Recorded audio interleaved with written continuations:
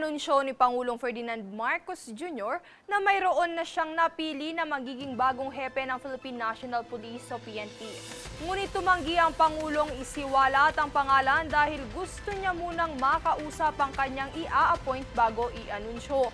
Pagtitiyak ni Marcos, isang senior police officer ang kanyang napili, kaya naman pamilyar ito sa sitwasyon ng PNP.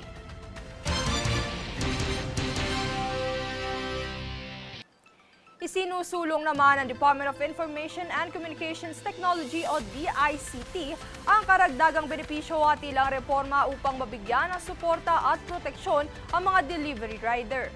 Ilang lamang dito ay ang one-time fuel subsidy, probisyon ng benepisyo sa PhilHealth at access sa pag-ibig loans. Layon din itong matugunan ang mga karaniwang reklamo ng mga customer tulad ng mga maling item na naihahatid, madalas na pagbabago sa delivery at ang hindi pagpapahintulot sa pagkansela ng delivery. Sa iba pang ulat, nagpapatuloy ngayong araw ang pamamahagi ng family food packs ng DSWD Field Office 12 sa mga pamilyang naapektuhan ng malawakang pagbaha sa Northern Kabuntalan. Ang Disaster Response Management Division ay masigasig na nakikipag-ugnayan sa mga lokal na otoridad upang matiyak ang maayos at mabilis na distribusyon ng ayuda. Ang hakbang na ito ay tugon sa direktiba ni Pangulong Ferdinand Marcos Jr. na bigyang kapanatagan ang mga mamamayang apektado ng sakuna.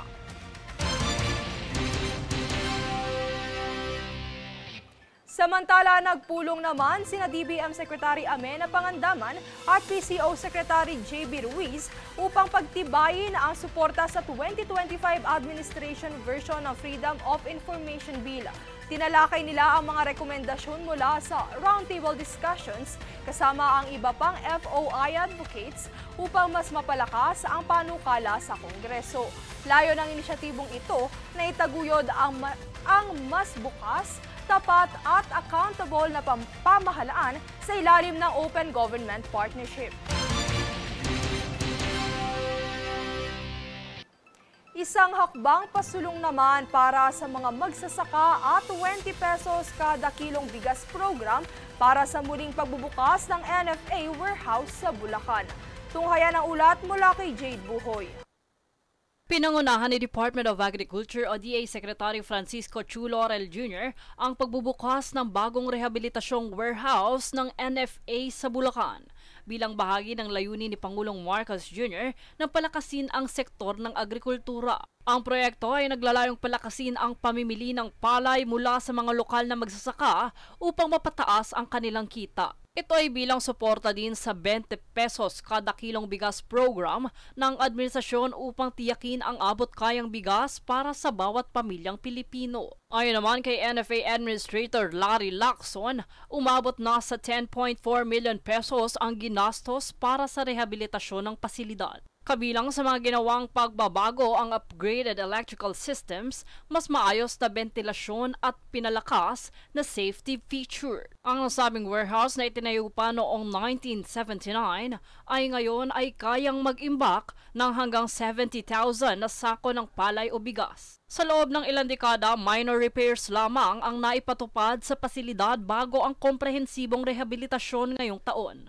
Ayon sa DA, layunin din nitong tiyakin na may sapat na supply ng bigas sa bansa lalo na sa panahon ng krisis. Ang proyekto ay patunay ng pangmatagalang pagtutok ng pamahalaan sa seguridad sa pagkain at kapakanan ng mga magsasaka. Jade Buhoy, nag-uulat para sa Golden Nation Network. Susunod sa News Force. Blackpink, balik Pinas para sa kanilang Deadline World Tour sa November.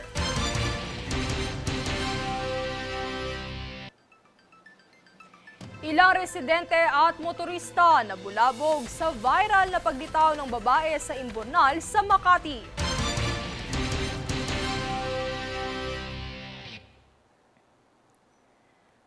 Trump, hinamon ang Canada na magbayad ng $61 billion para sa missile shield o sumama sa US ng libre.